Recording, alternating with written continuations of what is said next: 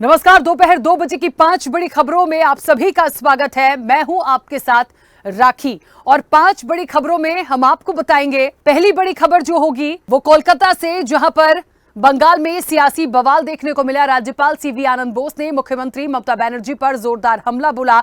दूसरी बड़ी खबर हरियाणा से, जहां सरकार की सिफारिश के बाद राज्यपाल बंडारू दत्तात्रेय ने 14वीं विधानसभा भंग कर दी। और तीसरी बड़ी खबर केंद्रीय मंत्री नितिन गडकरी से जुड़ी है, जहां सड़क एवं परिवहन मंत्रालय ने एक बड़ा फैसला लिया है। चौथी बड़ी खबर यूपी से, जहां प्रयागराज बलिया पैसेंजर के इंजन पर पथराव का मामला सामने आया। और पांचवी बड़ी खबर छत्तीसगढ़ से है, जहां पूर्व मंत्री मोहम्मद अकबर की अग्रिम जमानत याचिका को जिला एवं सत्र न्यायालय ने खारिज कर दिया है। तो पहली बड़ी खबर की शुरुआत करते हैं। पश्चिम बंगाल के राज्यपाल सीवी आनंद बोस ने मुख्यमंत्री ममता बनर्जी पर जोरदार हमला बोला है। उन्होंने कहा कि राज्य में हर जगह हिंसा है, बंगाल में कई चीजें सड़ चुकी हैं। बोस ने यहां तक कह दिया कि ऐसी स्थिति में वो मुख्यमंत्री ममता बनर्जी के साथ कोई भी सार्वजनिक मंच साझा नहीं करेंगे। राज्यपाल सीवी आनंद बोस ने यह बयान गुरुवार को दिया। राज्यपाल सीवी आनंद बोस ने कहा कि राज्य सरकार अपने कर्तव्य में विफल रही है, वो लोगों और समाज की भावनाओं को नहीं समझ पाई। बोस ने कहा कि वो मुख्यमंत्री ममता बनर्जी का सामाजिक बहिष्कार करेंगे, जिन्हें उन्होंने बंगाल की लेडी मैकबेथ भी कहा। उन्होंने कहा कि बंगाल राज्य में कई चीजें सड़ चुकी हैं। वे संविधान के अनुच्छेद 167 के तहत मुख्यमंत्री को अनुपालन के लिए निर्देश जारी कर रहे हैं।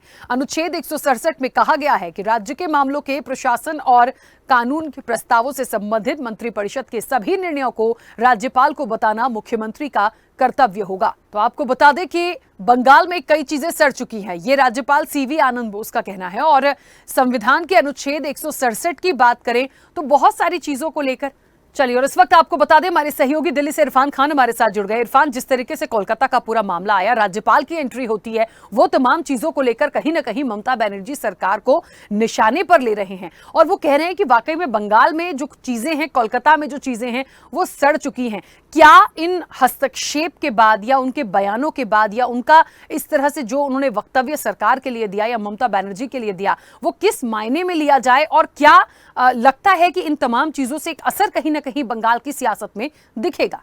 बात करें बंगाल की, तो बंगाल की अगर बात करें तो कोलकाता रेप मर्डर मामले के बाद से बंगाल में सियासत चरमराती नजर आ रही है।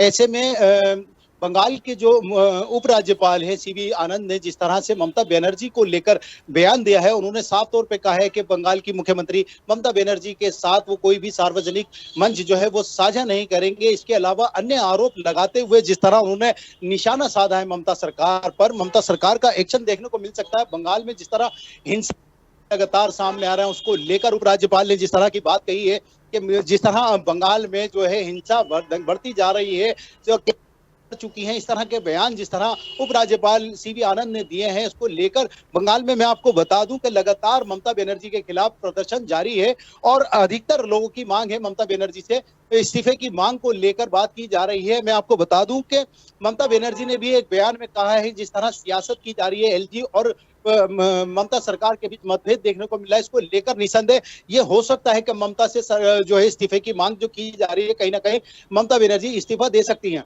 बिल्कुल, कहीं ना कहीं इरफान, ममता बनर्जी का इस्तीफा होगा या नहीं, ये एक बड़ा सवाल है। लेकिन एक बात तो है कि लगातार जिस तरीके से राज्यपाल का हस्तक्षेप हुआ और ये अपने आप में एक बड़ा मामला रहा है, मुझे नहीं लगता ये इतनी जल्दी ठंडा होगा। खैर, बहुत शुक्रिया आप पूरी बातचीत के लिए, पूरी जानकारी के लिए। तो कहीं ना कहीं इस पूरी बड़ी खबर में देखना होगा कि अब बंगाल की सियासत क्या कहती है। अगली बड़ी खबर का रुख करते हैं। हरियाणा सरकार की सिफारिश के बाद राज्यपाल बंडारू दत्तात्रेय ने गुरुवार को 14वीं विधानसभा भंग कर दी। विधानसभा सचिवालय की ओर से इसकी अधिसूचना भी जारी कर दी गई है। अब सीएम नायाब सिंह सैनी अगली सरकार का गठन होने तक कार्यवाहक सीएम के तौर पर काम करेंगे। वो कोई नीतिगत फैसले नहीं ले पाएंगे, हालांकि आपातकालीन स्थिति में वो फैसले लेने के लिए अधिकृत होंगे। नायाब सैनी सरकार का कार्यकाल 3 नवंबर तक था और इस लिहाज से करीब 52 दिन पहले विधानसभा भंग की गई है। मुख्यमंत्री नायाब सैनी के नेतृत्व वाली मंत्रिपरिषद ने बुधवार को राज्यपाल से विधानसभा भंग करने की सिफारिश कर दी थी। यह फैसला इसलिए लिया गया है ताकि विधानसभा की अंतिम बैठक से 6 महीने की अवधि समाप्त होने से पहले सदन को बुलाने से बचा जा सके। हरियाणा विधानसभा की अंतिम बैठक 13 मार्च को हुई थी और 12 सितंबर से पहले सत्र बुलाने की आवश्यकता पड़ गई थी। तो अधिसूचना जारी, अब नायाब सैनी कार्यवाहक सीएम होंगे। हाँ, यदि कोई आपात स्थिति होती है तो वो निर्णय लेने के लिए अधिकृत भी होंगे, लेकिन फिलहाल कोई नीतिगत फैसले जो होंगे वो अब नहीं ले सकते हैं। हरियाणा विधानसभा सत्र न बुलाए जाने की कंडीशन में आपको बता दें कि भंग हो गई है और देश में पहला मामला जब सत्र नहीं बुलाने पर असेंबली को भंग किया गया है। तो अधिसूचना जारी, अब नायाब सैनी कार्यवाहक सीएम होंगे और देश में यह पहला मामला है जब सत्र नहीं बुलाने पर असेंबली को भंग किया गया है। चलिए, और इस वक्त आपको बता दें कि पंखिल वर्मा ब्यूरो चीफ हैं, चंडीगढ़ से हमारे साथ जुड़ गए हैं। पंखिल जी, जिस तरीके से ये पूरा मामला सामने आया है, ठीक है, बहुत स्पष्ट लाइन है कि नायाब सैनी जो हैं वो कार्यवाहक सीएम होंगे, बहुत आपात स्थिति में वो बड़े जो निर्णय होंगे उसके लिए वो अधिकृत होंगे, लेकिन ये भी अपने आप में एक पहला मामला कहीं ना कहीं देखने को मिल रहा है कि सत्र बुलाने की बात थी, वो हो नहीं पाया और इसलिए असेंबली को भंग करना पड़ा। क्या मुख्य वजह इसकी देखी जाए? देखिए राखी जी, इसके अंदर मुख्य वजहों की अगर हम बात करें तो बहुत सी इसके अंदर वजहें हैं जिनके कारण ये विधानसभा को भंग करने की हरियाणा सरकार को गवर्नर को जो है सिफारिश करनी पड़ी। इसके अंदर सबसे पहले आपने देखा होगा कि हरियाणा के अंदर पूरे जो एक लोकसभा चुनावों की लहर जो है लगातार चल रही थी, जिसके तुरंत बाद आपने देखा कि कोड ऑफ कंडक्ट लगा और अब विधानसभा चुनाव भी स्तर पर थे।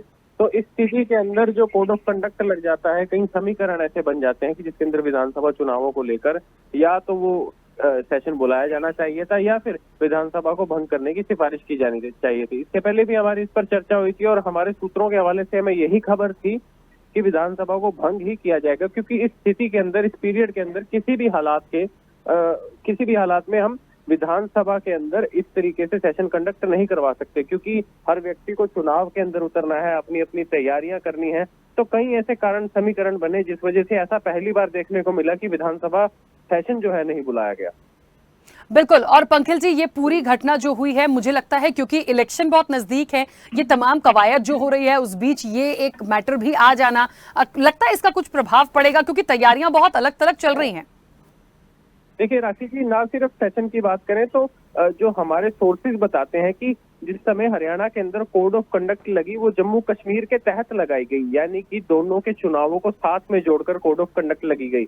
और ऐसा बताया जाता है कि काफी समय अभी और रुका जा सकता था आचार संहिता लगाने के लिए। और ये भी पता लगा कि खुद नायब सैनी सीएम साहब को भी काफी लेट पता चला कोड ऑफ कंडक्ट के बारे में, क्योंकि कई ऐसे जरूरी उद्घाटन जो है सरकार द्वारा करने थे, जैसे अंबाला शहर के अंदर आईएमटी का बहुत बड़ा मुद्दा था, उसको लेकर एक उद्घाटन होना था, हिसार में कई उद्घाटन होने थे। हरियाणा के तमाम जिलों के अंदर कुछ चीजें जो भाजपा ने प्लान की हुई थी वो कहीं ना कहीं कोड ऑफ कंडक्ट लगने की वजह से विफल साबित हुई, जिसका नुकसान भी कहीं ना कहीं, खामियाजा भी कहीं ना कहीं भाजपा को देखना पड़ा। और इसी के अलावा सबसे बड़ी नोटिफिकेशन थी जो वो नहीं निकाली गई, 1,20,000 कर्मचारी जो है पक्के किए गए थे, उनकी नोटिफिकेशन लास्ट स्टेज पर थी, वो भी रुकी। तो ये चीजें, ये कड़ियां कहीं ना कहीं साबित करती हैं कि आचार संहिता और इन तमाम बातों को लेकर हरियाणा सरकार जो है तैयारी पर नहीं थी। इसका खामियाजा कहीं ना कहीं अब चुनावों में भुगतना पड़ सकता है। बिल्कुल, चलिए पंखिल जी, बहुत शुक्रिया पूरी जानकारी के लिए, बातचीत के लिए। तो आपको बता दें कि सत्र नहीं बुलाए जाने पर लगातार जिस तरीके से असेंबली को भंग किया गया, अपने आप में पहली बड़ी खबर है, लेकिन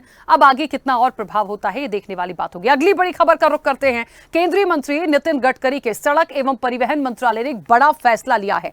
भारत में ग्लोबल नेविगेशन सैटेलाइट सिस्टम यानी GNSS को मंजूरी दी गई है और इसे GPS टोल और सैटेलाइट टोल के नाम से भी जाना जाता है। भारत कोई पहला देश नहीं है जहां पर GNSS आ रहा है, इससे पहले बहुत सारे देशों में यह काम कर रहा है। साथ ही इसके काम करने का तरीका पूरी तरह से अलग है, क्योंकि इससे हर देश में जाम से छुटकारा मिलता है। साथ ही जहां पर भी इसे लागू किया गया है वहां नागरिकों को भी काफी राहत मिली है। सबसे बड़ी खासियत होती है कि इसमें फास्टैग की तरह आपको टोल प्लाजा पर खड़ा नहीं होना पड़ता और एक प्रकार से यह ऐसा सिस्टम है जहां आपको सीधा गाड़ी लेकर जानी होती है और खुद ही टोल पेमेंट आपके अकाउंट से कट जाती है।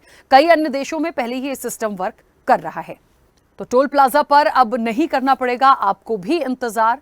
सड़क एवं परिवहन मंत्रालय ने एक नई पहल को शुरुआत करने की बात की है और आपको बता दें कि वैधानिक मंजूरी दी गई है GNSS को कहीं ना कहीं। नितिन गडकरी के एक फैसले से बदला है टोल सिस्टम और भारत में GNSS को वैधानिक मंजूरी दी गई है। पहले भी कई देश हैं जहां पर यह सफलतापूर्वक काम कर रहा है और इसका इंप्लीमेंटेशन बहुत अच्छा हुआ है।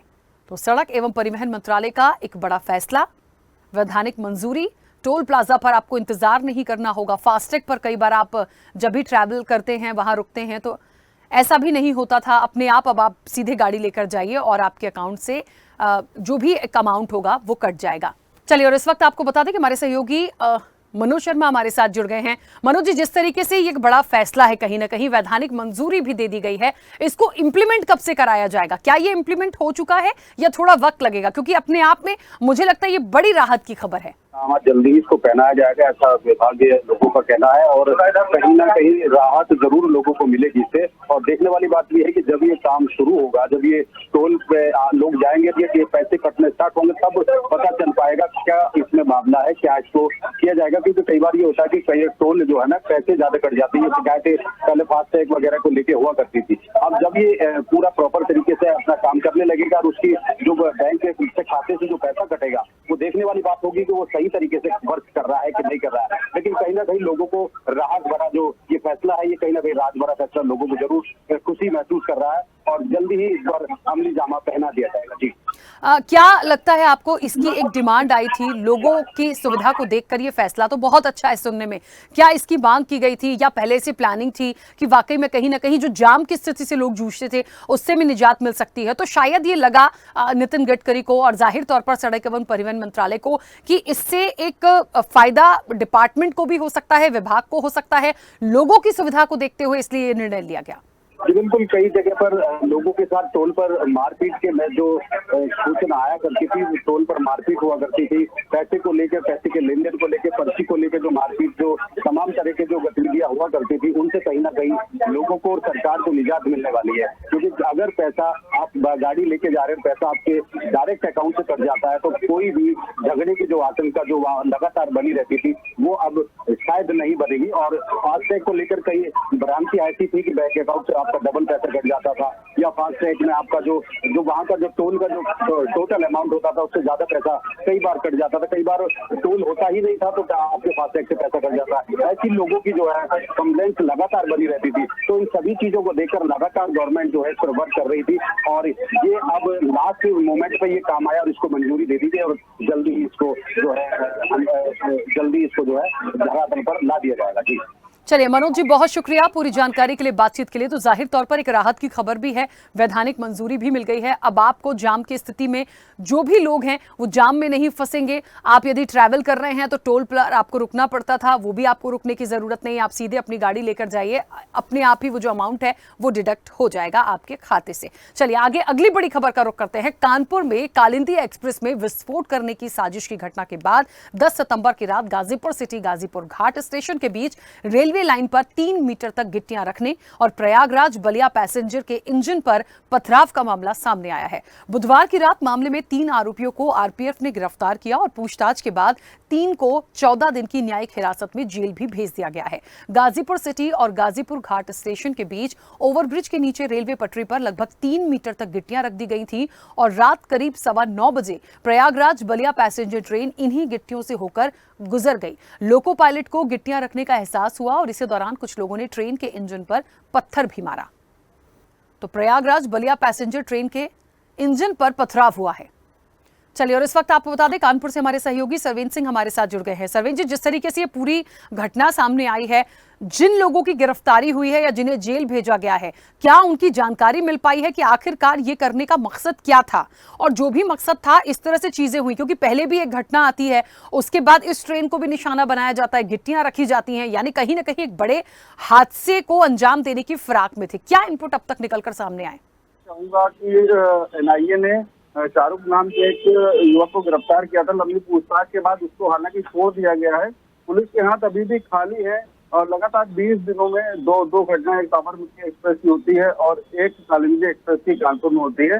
लेकिन अभी भी जो कुछ एजेंसी है और एनआईए है या जो भी केस में लगाई गई जांच के लिए, अभी तक पूरी तरह से नाकाम साबित हुई है और कोई भी क्लू अभी तक उनको नहीं मिल पाया। हालांकि जो कानपुर का जो टोल टैक्स है, जहाँ पर ये घटना कालिंदी एक्सप्रेस की हुई थी, वहाँ 2 संदिग्ध आए थे मोटरसाइकिल से और वो रुके वहां तक। जब ट्रेन का हादसा हो गया तो वो लोग बाइक स्टार्ट करके चले गए।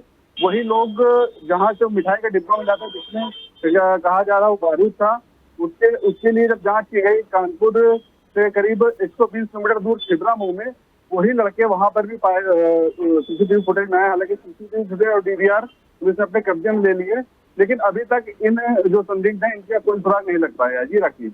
बिल्कुल, और लगातार जो पूरा एक इनपुट निकल कर आया है, बातें सामने आ रही हैं, कितना अलर्ट पर अब रेलवे प्रशासन और बाकी प्रशासन भी हैं, वो इसलिए पूछना जरूरी है क्योंकि ये तो बहुत साफ हो चुका है इस घटना के बाद कि किसी बड़ी घटना को अंजाम देने की फिराक में थे, और ना जाने इस तरह से और कितने लोग इसमें इन्वॉल्व होंगे जिनकी गिरफ्तारी अभी तक नहीं हुई है।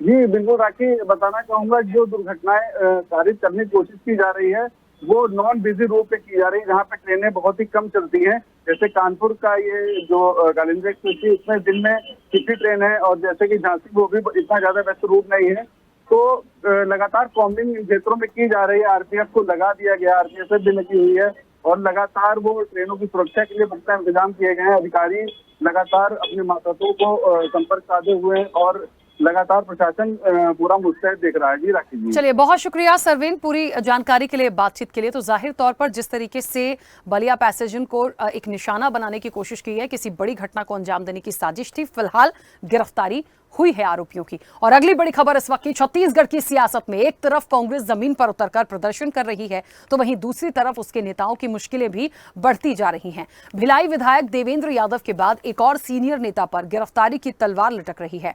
बालोद टीचर सुसाइड मामले में पूर्व मंत्री मोहम्मद अकबर की अग्रिम जमानत याचिका को जिला एवं सत्र न्यायालय ने खारिज कर दिया है। कोर्ट से जमानत याचिका खारिज होने के बाद अब मोहम्मद अकबर की गिरफ्तारी को लेकर अटकलें लगाई जा रही हैं। छत्तीसगढ़ के बालोद में हेडमास्टर सुसाइड केस में अभी तक 3 लोगों की गिरफ्तारी हो चुकी है।